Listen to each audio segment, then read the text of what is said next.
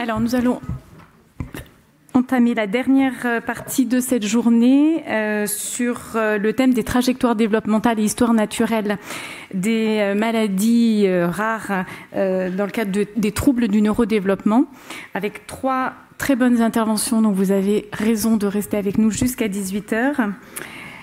La première intervention, c'est Olivia Guébia, donc qui est interne de neuropédiatrie dans le service de neuropédiatrie de Lyon, et qui va donc vous présenter son travail de thèse en cours. C'est sur les hypoplasies hémisphériques unilatérales du cervelet avec ou sans atteinte vermienne. Donc c'est dans le cadre du CR malformation et maladies congénitales du cervelet, et d'où l'importance de connaître la trajectoire développementale de certaines malformations pour pouvoir répondre aux questions des parents en diagnostic anténatal, puisque ce sont souvent des malformations découvertes pendant la grossesse. Donc Olivia, 15 minutes, et Caroline te montre un panneau à 5 minutes avant la fin. Merci. Bonjour. Donc, du coup, je vais vous présenter l'étude Servadev sur le devenir neurodéveloppemental des patients qui ont un diagnostic anténatal de lésions cérébelleuses classiques. Donc, le cervelet, comme vous le savez, a de multiples fonctions, et notamment dans la motricité, les coordinations, mais également une importance dans les fonctions cognitives et socio-affectives. Il y a de multiples types de lésions cérébelleuses différentes qui peuvent donc être responsables de phénotypes cliniques variés. Et ces lésions peuvent parfois être du coup découvertes en anténatal, et à ce moment-là, il y a un enjeu important du diagnostic, et donc à la fois de la description des lésions pour déterminer dans quel cadre on se trouve, mais également décrire le devenir des patients pour pouvoir apporter des informations pour les parents et éventuellement évoquer le pronostic.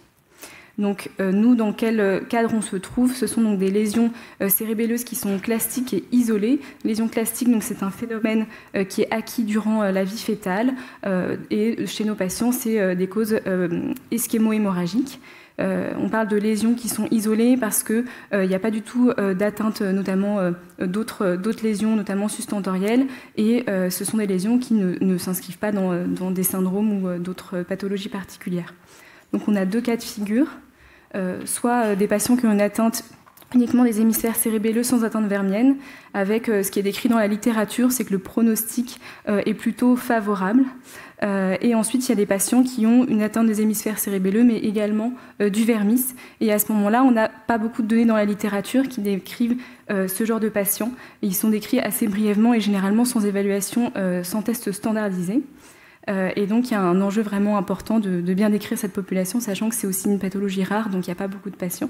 Et c'est du coup ce qu'on a fait dans notre étude, l'étude transversale qui décrit les IRM pré- et postnatales et qui décrit le devenir neurodéveloppemental de ces patients. Donc on avait 2 objectifs. L'objectif principal, c'était de décrire la trajectoire neurodéveloppementale, et l'objectif secondaire, c'était de voir s'il y avait une corrélation entre du coup l'importance de la lésion, s'il y avait une atteinte vermienne ou pas, et la présence et sévérité d'un trouble du neurodéveloppement éventuel.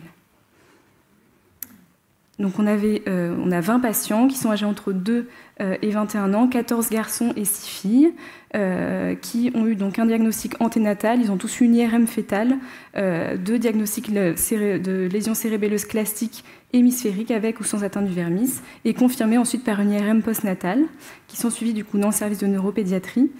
Et on a exclu tous les patients pour lesquels il y avait une suspicion soit de pathologie syndromique ou d'une autre étiologie que ischémo-hémorragique. Ce qu'on a regardé, c'était notre critère principal, donc le quotient intellectuel, avec les échelles de Wechsler réalisées par neuropsychologue du service. Et dans les autres critères secondaires, l'échelle SARA pour l'évaluation de l'ataxie, un bilan d'ergothérapie, des données développementales, des données cliniques, la présence de troubles spécifiques des apprentissages, et aussi une description du parcours scolaire des patients.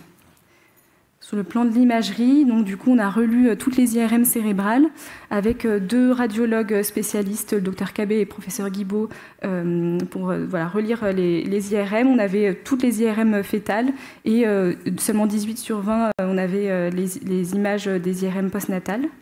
On a décrit les lésions, mais aussi on a pu faire des mesures. Que ce soit notamment la hauteur du vermis, la surface, et on a pu, avec un logiciel semi-automatisé, estimer les volumes hémisphériques du cervelet pour pouvoir estimer le volume résiduel de l'hémisphère lésé. Ça, ce sont des mesures qui sont encore en cours. Et donc ça ressemble à ça. Donc on a défini les différentes lésions. Donc des lésions, donc l'hypoplasie, c'était des structures complètes mais plus petites. Hypoplasie incomplète, des structures qui étaient amputées, et hypodysplasie, des structures qui étaient désorganisées. On a évalué la présence aussi de cavités parencéphaliques qui peuvent parfois gêner à l'interprétation pour l'atteinte vermienne. La présence de signes hémorragiques qui reste un argument du coup étiologique, et l'atteinte du vermis. Donc l'important, c'était de faire des reconstructions pour se mettre dans le plan, pour ne pas sous-estimer ou surestimer l'atteinte du vermis. Et donc, comme vous voyez sur l'image d'un vermis normal, la position du quatrième ventricule, la visibilité de la foliation et les différentes fissures. Donc, dans les premiers résultats, donc sur nos 20 patients, on avait 10 patients qui avaient un vermis qui est incomplet. On a un petit peu plus de gaucher que dans la population générale. Et sur les critères du coup développementaux, on avait certains patients qui avaient un retard à la marche, un peu plus dans le groupe vermis incomplet, avec un âge médian de marche à 18 mois et demi.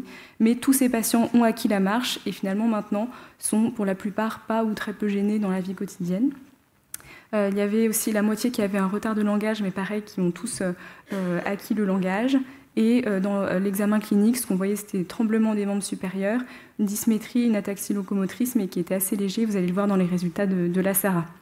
Et dans les troubles des apprentissages, on avait, ce qui ressortait le plus, c'était le trouble déficit de l'attention. On avait 2 patients qui ont un diagnostic d'autisme, dont un patient de 13 ans qui a eu un diagnostic de TSA léger et une petite qui a 2 ans actuellement. Ils avaient aussi plus de difficultés praxiques. Voilà. Et dans le parcours scolaire, ils sont quasiment tous en milieu ordinaire, sauf un patient qui était en classe Ulysse, et ils ont tous eu besoin quand même d'aménagement et d'une AESH et de pas mal de rééducation. Là, c'était donc du coup, ce sont les résultats de notre critère principal.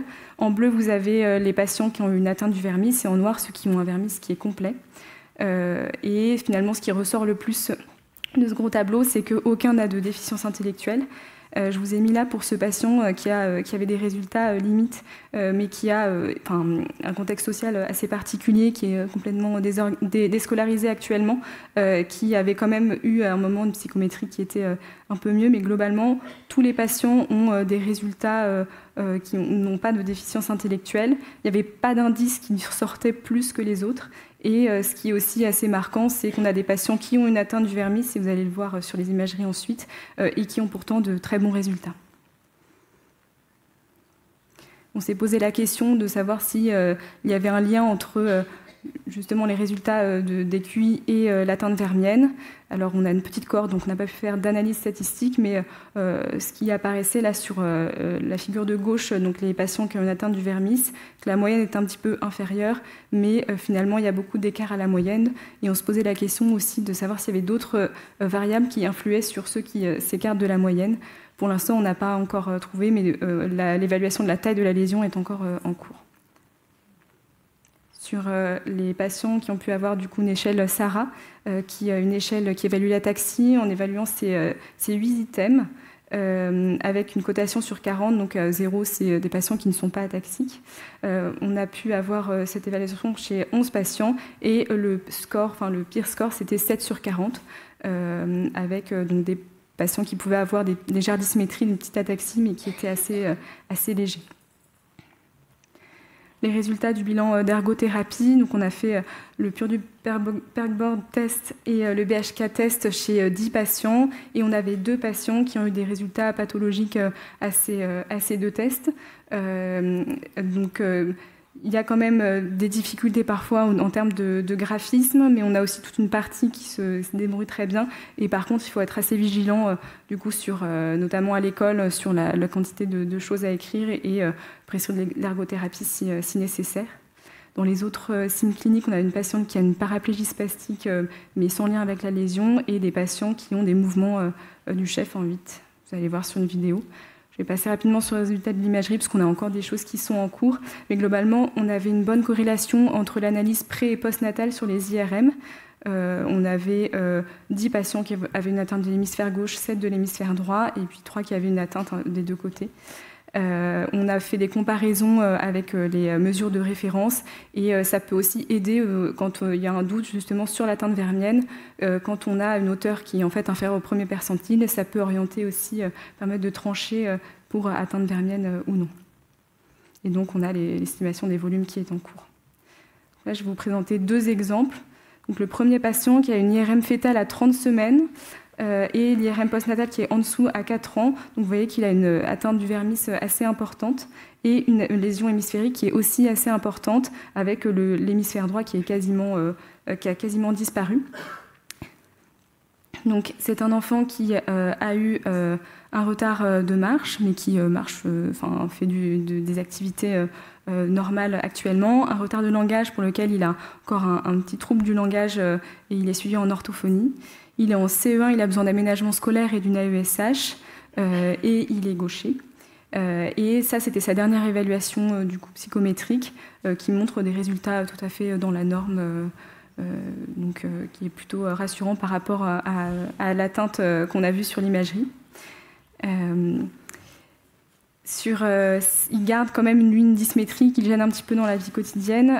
Donc on voit c'est un des patients qui avait un BHK test et un Purdue Pegboard test pathologique, mais il a ses rééducations avec de l'ergothérapie et finalement lui se plaint pas énormément de cette gêne. Je vais vous montrer des vidéos. Donc ça c'est un extrait de l'échelle Sarah. Si ça marche. Donc, lui, il est gaucher et on voit qu'il a donc une petite dysmétrie à droite avec un tremblement d'intention.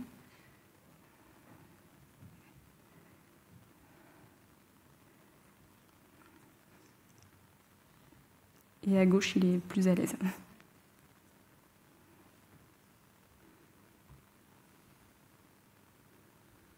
Et on voit sur la marche en tandem qui est un petit peu compliquée.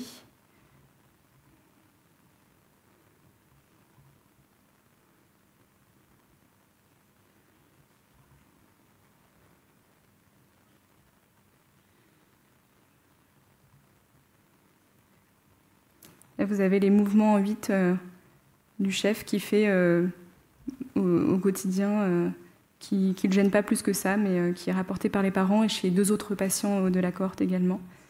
Et ça, c'est également il y a un petit tremblement.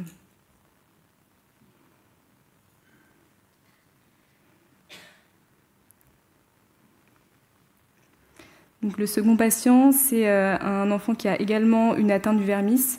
Vous voyez une lésion qui est quand même assez importante. Et lui qui a une atteinte bilatérale des hémisphères cérébelleux. Et lui qui est le patient qui a finalement le QI le plus élevé de la cohorte. C'est un enfant qui a eu également un retard de marche, pas de retard de langage. Qui est en CM1, qui n'a pas d'aménagement, qui n'a pas de nécessité d'AESH, qui n'a pas de rééducation. Il y a quand même un bon étage familial, mais il n'y a pas de rééducation. Il a eu au bilan ergo des résultats qui étaient normaux. Il a quand même une petite dysmétrie et pareil, la marche en tandem qui est difficile. Je vais vous montrer la vidéo après, mais il a une psychométrie qui est très bonne.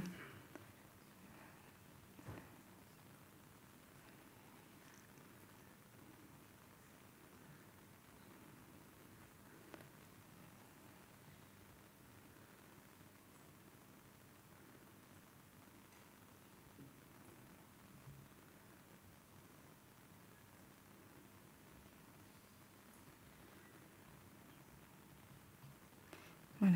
Donc pour conclure, l'évaluation du coup de neurodéveloppemental de nos patients ne retrouve pas de déficience intellectuelle et je pense que c'est un message qui est fort. Ils ont quand même souvent des troubles des apprentissages qui nécessitent un suivi neuropédiatrique, une adaptation des rééducations, un accompagnement scolaire.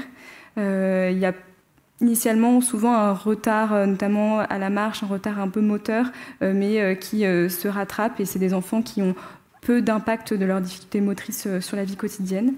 Nous n'avons pas retrouvé de d'impact significatif de l'atteinte vermienne sur le pronostic cognitif, mais ça reste une cohorte de 20 patients. Donc il y a un enjeu important de continuer de décrire ces patients-là. Et sur le plan de l'imagerie, c'est important d'avoir une analyse fine des lésions, notamment éventuellement s'aider d'outils de mesure particulières et bien pour l'atteinte du vermis, faire une analyse dans le plan sagittal. Merci pour votre attention.